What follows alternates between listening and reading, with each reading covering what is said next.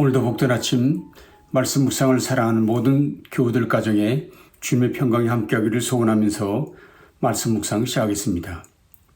오늘 같이 묵상하실 말씀은 사도행전 25장 1절에서 12절 말씀 제가 봉독하겠습니다.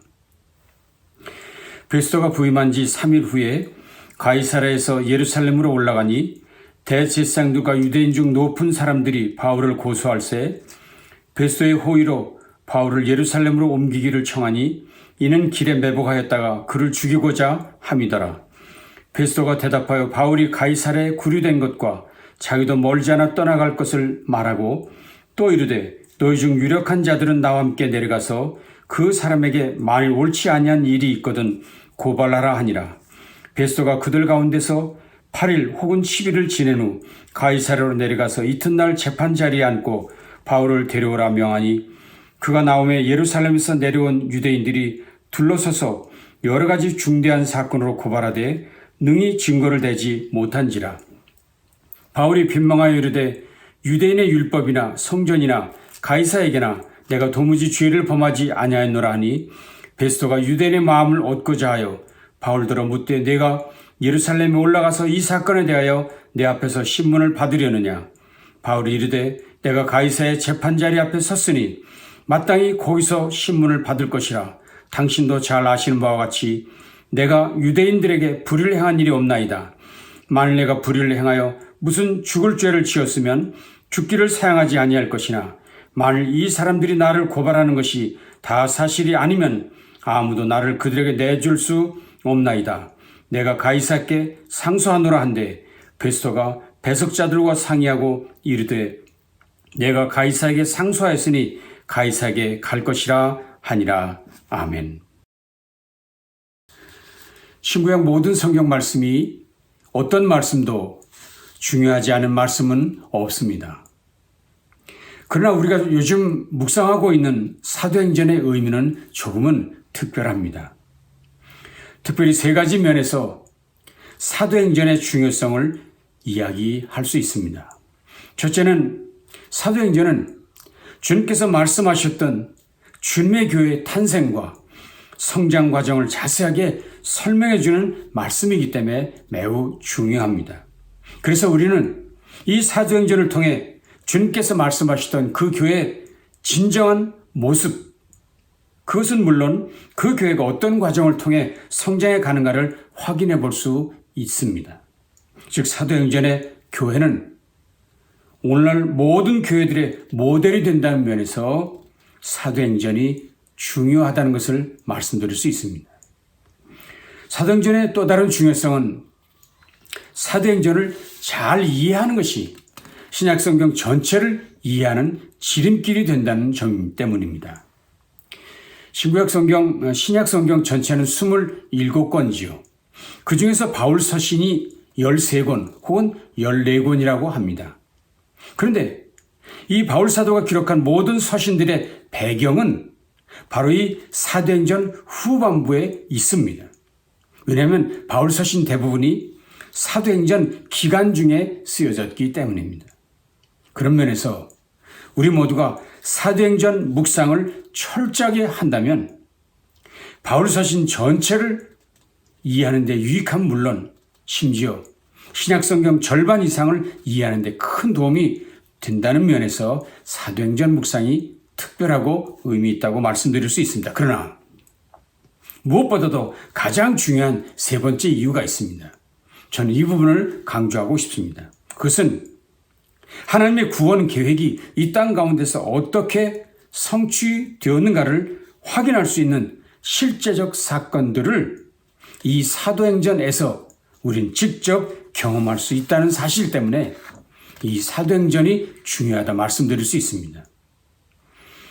사도행전을 읽음으로 묵상함으로 하나님께서 일하시는 모습을 구체적으로 실제적으로 확인할 수 있다는 것입니다. 그래서 실제로 사도행전 묵상은 모든 성도들과 교회를 생동감 있게 변화시킵니다. 역동적으로 변화시키는 능력을 갖고 있습니다. 자, 그래서 사도행전을 통해 우리는 하나님께서 일하시고 계속해서 일하고 계심을 거듭 확인할 수 있습니다. 자, 그런데 사도행전 묵상을 거듭하면서 저의 머릿속에는 여전히 떠나지 않는 질문 한 가지가 있었습니다. 그것은 로마로 가는 것이 하나님의 계획임을 분명히 하나님이 밝히셨고 그것을 바울에게 구체적으로 알려주신 것이 사실인데 그렇다면 왜 하나님께서는 그 일이 신속하게 효과적으로 이루어지도록 즉각 행동을 취해주지 않으셨느냐 하는 의문입니다. 바울을 향한 하나님의 계획은 아주 오래전에 제시되었습니다. 다시 말하면 하나님께서 다메섹 도상에서 바울을 회심시키실 때, 처음 만났을 때, 그때 하나님은 그의 계획을 바울에게 분명히 말씀해 주었죠. 그게 무엇입니까? 사도행전 9장 15절. 이 사람은 내 이름을 이방인과 임금들과 이스라엘 자손들에게 전하기 위하여 택한 나의 그릇이라. 이방인을 위한 나의 그릇이라 말씀하셨다는 것입니다.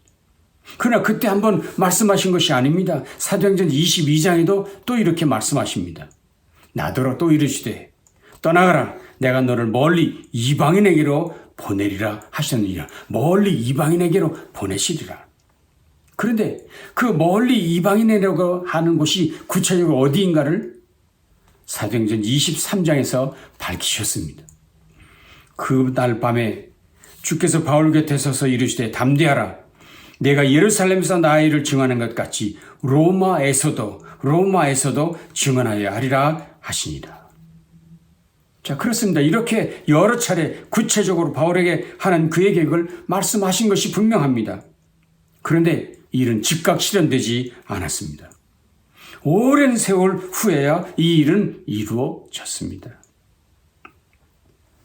생각해 보십시오. 처음 바울을 다메섹에서 부르시고 사명을 주셨는데 그로부터 3년 동안은 아라비아 광야에서 지나게 하셨습니다. 또한 실제로 사도로서 본격적 사역을 시작하고도 많은 시간이 지났지요.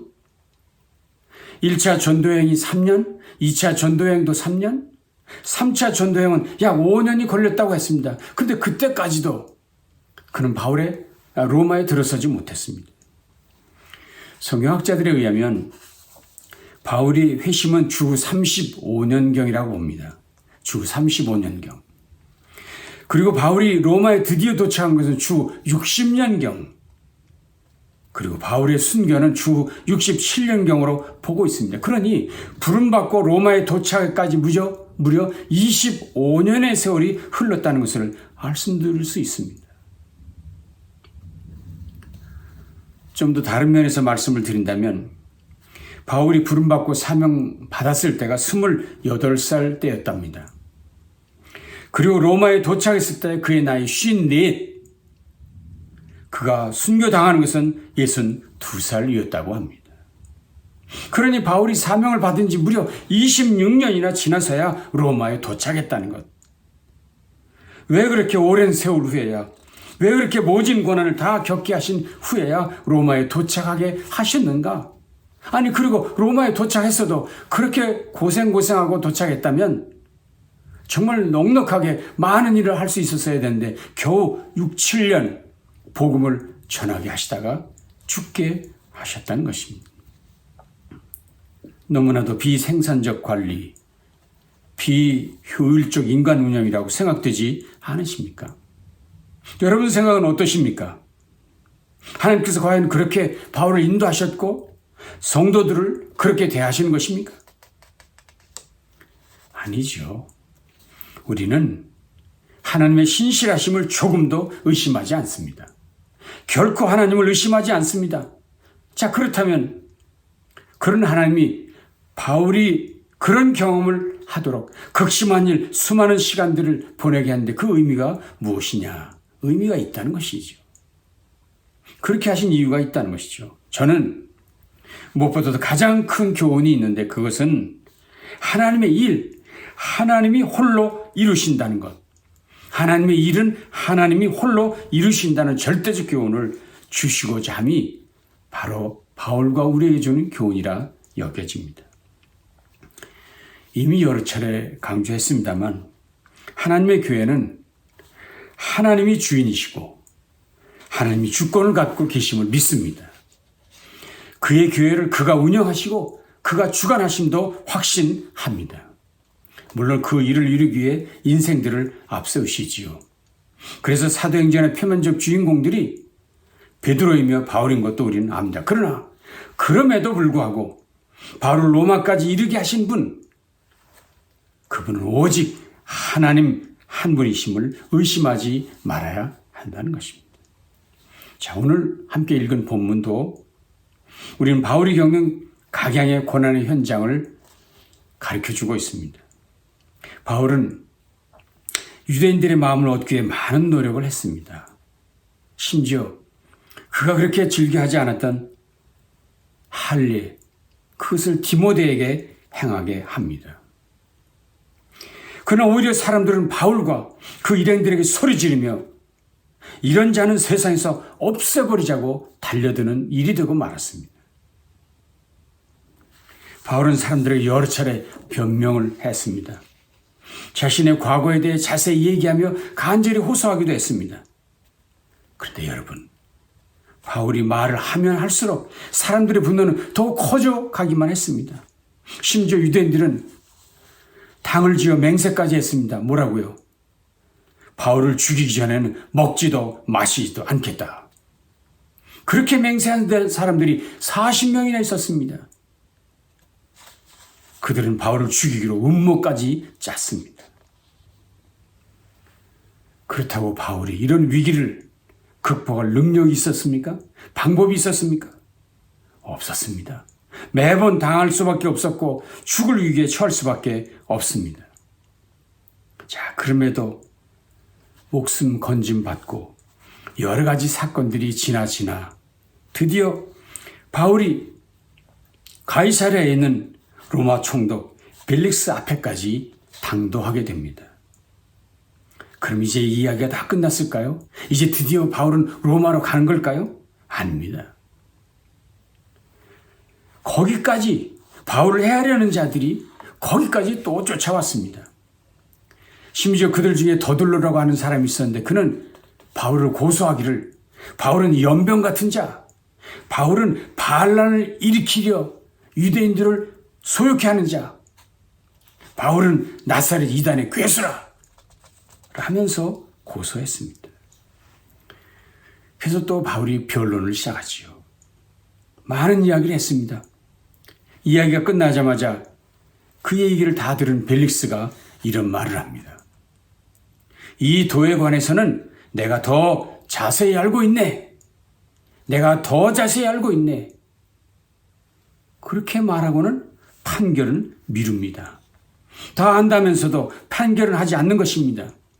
근데 여러분, 이렇게 판결을 하지 않는 상태로 2년을 지나갑니다. 2년을. 그 사이 새로운 총독이 부임하지요. 그가 베스도라는 사람이었습니다. 그러나 이때 또다시 유대계 지도자들이 새 총독인 베스도에게 나왔습니다. 그리고는 이런 요청을 했습니다. 지금 바울이 가이사랴에 있는데 우리가 재판하기 위해 예루살렘으로 좀 데려가면 안 됩니까? 예루살렘으로 올려와 재판을 할 수 있게 해달라고 요청하는 것입니다. 그러나 그들의 이야기에는 음모가 있었죠. 바울이 이송되는 과정에 길에 자객을 준비했다 죽이려는 계획을 짜고 있었습니다. 이런 음모를 알고 있었던 바울은 베스도에게 요청합니다. 나 바울은 유대인들에게 불의를 행한 일이 없습니다. 나 바울은 가이사에게 불의를 행한 일이 없습니다. 나를 그들에게 내어줄 것이 아니라 차라리 가이사 황제에게 보내주십시오. 가이사에게 가게 해주십시오. 결국 이 요청이 받아들여지고 총독은 바울을 로마로 보내기로 결정한다는 것이, 드디어 결정한다는 것이 오늘 본문의 마지막 부분 이야기였습니다. 자, 왜 이렇게까지 긴 시간 여러 사람들에게 어려움을 겪게 하시면서 일을 미루고 계신 것일까요? 무엇 때문입니까? 왜 그렇게 하신 것일까요? 그것은 24장 11절에서 밝히신 하나님의 계획 때문입니다. 그날 밤에 주께서 바울 곁에 서서 이르시되 담대하라. 내가 예루살렘에서 나의 일을 증언한 것 같이 로마에서도 증언하여야 하리라 하시니라. 그렇습니다. 하나님의 계획은 로마에서도 증언해야 한다. 그것이 하나님의 뜻이었는데 이 말씀을 이루게 하기 위해서, 그리고 그 일을 이루는데 하나님이 직접 친히 행하신다는 것을 보여주기 위해서 바울을 여기까지 이렇게까지 이끌고 계신 것이었습니다. 하나님의 계획은 하나님이 직접 이루신다는 것을 보여주시려 함이라는 것입니다. 바울의 위기 때마다 하나님께서 간섭하셨습니다. 환상으로 말씀해 주셨습니다. 때로는 로마의 관리들을 동원시켜서 바울을 보호하게 해주었습니다. 심지어 이름도 모를 바울의 생질까지 등장시켜서 바울의 사활의 음모를 폭로시켰습니다. 로마 군대의 천부장, 백부장 같은 높은 지휘관들을 앞장세워서 보병 200명, 기병 70명, 창병 200명으로 하여금 바울을 호송하도록 했습니다. 심지어 천부장은 바울을 벨리스 총독에게 무사히 보내기 위해서 바울을 태울 짐승까지 준비했다고 성경은 기록하고 있습니다. 자, 이 정도 되면 국가 원수급에 해당하는 경우가 아닐까요? 이런 일을 바울이 요청했습니까? 보호해달라고 바울이 애청했습니까? 아니죠. 하나님께서 관리들의 마음을 움직이신 것이지요. 이번 사도행전 묵상을 거듭하면서 우리는 이 부분을 분명히 해두어야 합니다. 사도행전은 사도들의 행전이 아닙니다. 오히려 성령님의 행전, 하나님의 행하심이 사도행전 전권의 핵심이며 중심이라는 이야기입니다. 하나님의 계획은 하나님이 이루시는 것이지 바울의 변론으로 되지 않았습니다. 바울의 그 숱한 변론이 효력을 발휘하지 못했습니다. 오히려 사람들의 분노를 일으켰습니다. 그들을 경악하게 만들었을 뿐입니다. 죽이기로 결의하고 달려들었죠. 일은 더욱 꼬여갖고 멀어져 가기만 했을 뿐입니다. 그런데 여러분, 이런 모든 장애물들을 끊어버리고 일을 펼쳐가시는 손길이 있었으니 그것은 전능하신 하나님의 손이었습니다. 하나님의 간섭이 모든 문제를 해결했습니다. 하나님의 주권적 개입이 드디어 바울을 로마로 향하도록 인도하셨습니다. 그렇습니다. 선교, 인간의 작품이 아니라 하나님의 계획입니다. 하나님의 일입니다. 교회, 사람들이 주인이 아니라 하나님이 주인이시며 하나님께서 간섭하시고 주관하십니다. 그러므로 사도행전을 묵상하는 저와 여러분 모두가 이제는 그분의 인도하심, 그분의 간섭하심, 그 일에 전적으로 순복하고 그분에게 온전히 쓰임받아야 될 줄로 믿습니다. 주께서 일하시도록, 주께서 앞장서시도록 그분께 전권을 내어드리는 저와 여러분 모두 되시기를 주님의 이름으로 축원합니다. 기도하시죠.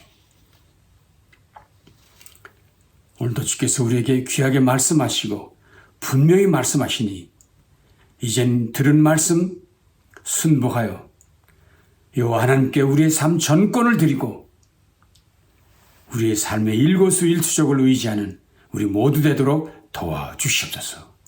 하나님이 간섭하지 않으면 내 힘으로 내 능력으로 그 무엇도 이룰 수 없음을 깨닫고 오직 전능하신 주님의 손길에 우리 모두의 삶을 맡기는 우리 모두 되도록 함께해 주시옵소서.